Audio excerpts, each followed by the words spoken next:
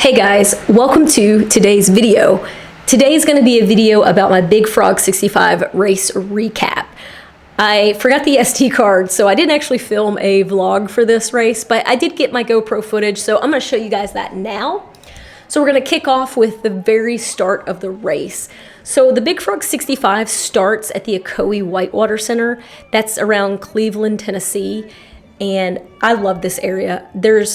I do this race and I do the Black Bear Rampage race later in the fall. I'll do those races every year just because I love the trails here. I love the course. Everything is so perfect. I love the camping in this area. I really love this area. Like, if you asked me to move here, then I would probably be all on board to move here.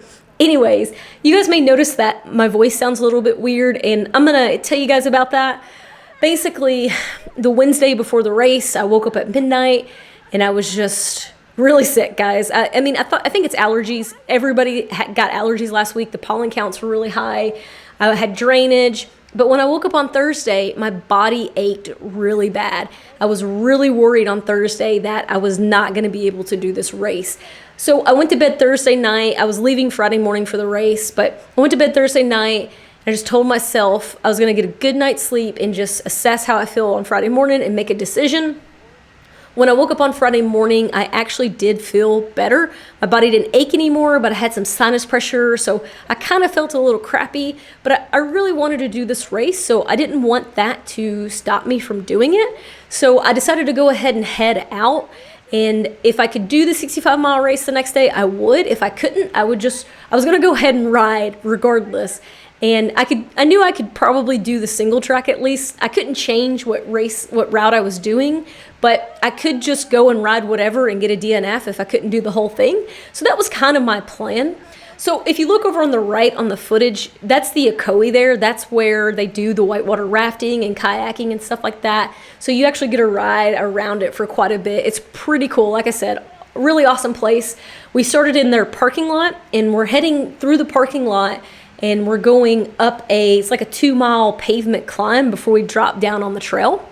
So back to my story about being sick. When I woke up on Friday, had that sinus pressure, decided to go anyways. Friday night, took a bunch of drugs, tried to make sure that I gave myself like the best chance possible to recover.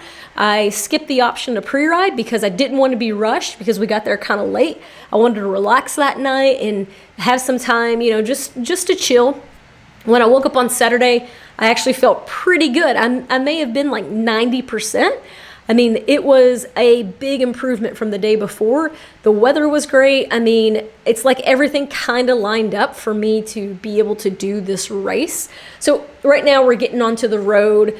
Nobody's really in a big hurry right here just because it's a long day, 65 miles. If this were the Black Bear Rampage race, people were hammering at this point. But when you got 65 miles to do, you're not going out too crazy. So my buddy Frank, who, if you've seen the Colorado videos from my Leadville series, you'll see that Frank's in a lot of those videos. He was also at this race and he asked if he could ride with me, and I was really glad that he decided to ride with me because it was just so beneficial to us both to have somebody that's there for you to talk to all day long. A super long day, over six and a half hours out there. We're at that top of that road, 2 to 3 mile climb. I don't really know what it is, but once you get to the top, you drop down a little access road and you go onto the single track.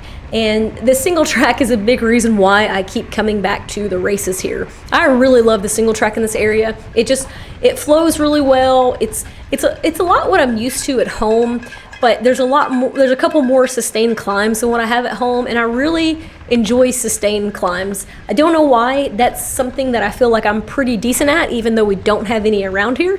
I think it's probably because I feel like I'm really good at pacing. It's taken me a long time to figure that out over the years, but that's something that I'm pretty good at, so I enjoy doing those. So basically, we go up the road and we drop down on the trail, and then we ride the trail. It's a pretty good trail section for quite a few miles. And basically what we're actually doing is we're heading back to the Ocoee Whitewater Center. And there's a little gravel chat trail that you'll see here in a minute it goes right beside the Ocoee. But this section of trail from the top to the Whitewater Center it's a lot of fun. Like the first couple miles are really flowy, They're probably a little bit downhill overall, but then there's like a second half where there's a couple of climbs, nothing major, a couple steep downhills, pretty fun. Okay, we're off the single track now, and we're kind of on that chat gravel trail. The Ocoee's to our left, and this is the really rooty section. A lot of people have problems in this section. I actually fell here at Black Bear Rampage last year because it was really slick, and people were telling me to move because of bees.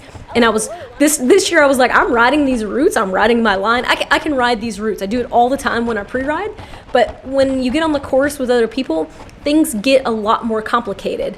And basically what ended up happening is I kept seeing these people getting off their bikes and they were blocking the way. So right here, I'm like, I can't go anywhere. So I put a foot down, but Frank just powered on, and I should have done what Frank did and just kept riding up towards those people and, you know, just went around them or forced them to move. But I kind of had a problem with this for a little bit.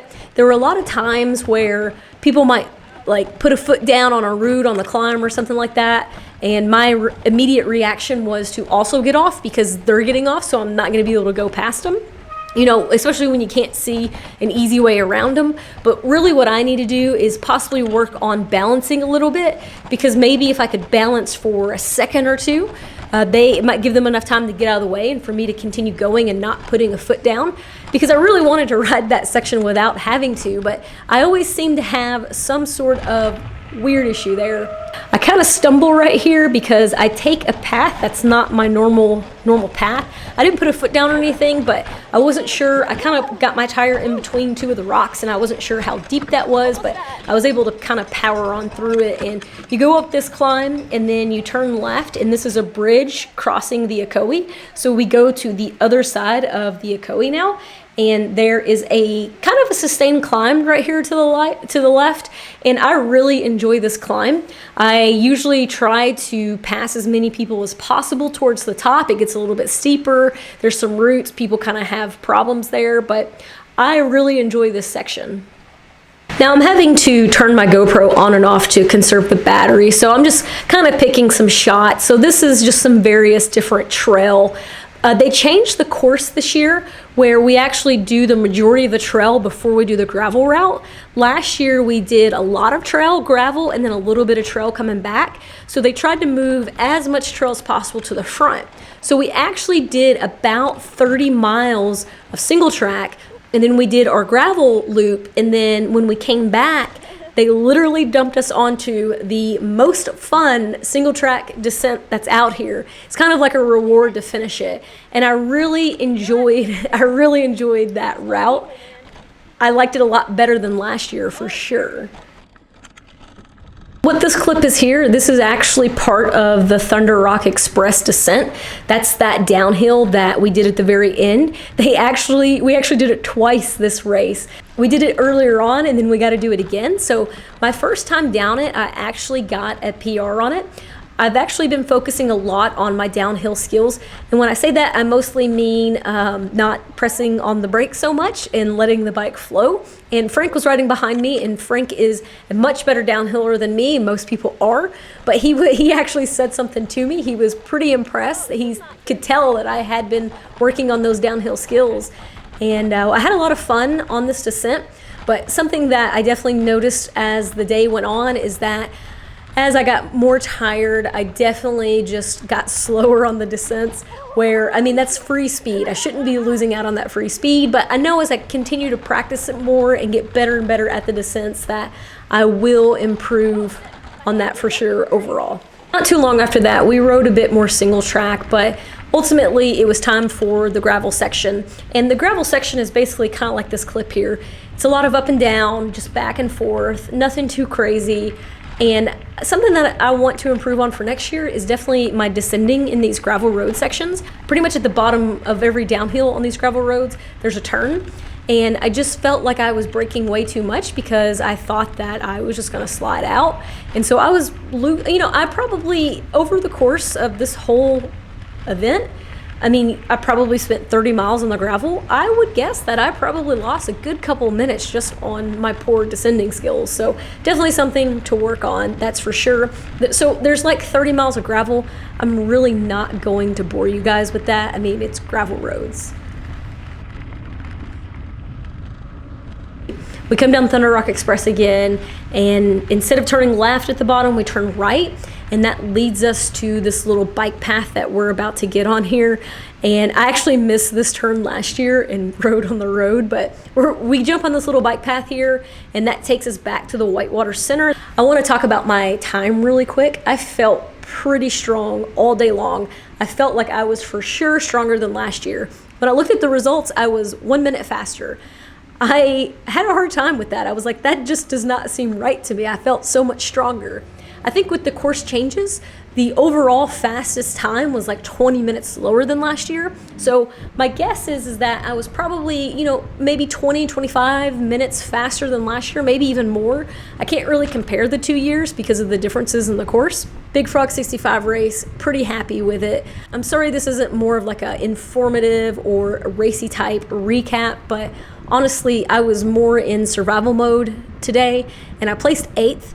So I'm not super competitive at these longer events yet, but I really think that it may be something that I begin to target next year. My goal was to improve from last year, and I definitely do think that I did that. So since I was 8th this year, maybe I could shoot for top 5 next year. I don't know, we'll see. But anyways, guys, thanks for watching this video. That's pretty much the end of what my Big Frog 65 race was like. It was a really good day. Like I said, I think I hit my goal, which was to be better than last year, and that's basically it. So thank you guys for watching so much. Hit the thumbs up if you like this video. I'm hoping that I'm no longer going to be sick. Next weekend is Mountain Bike Marathon National, so I can't wait for that, and I'll see you guys on the next one.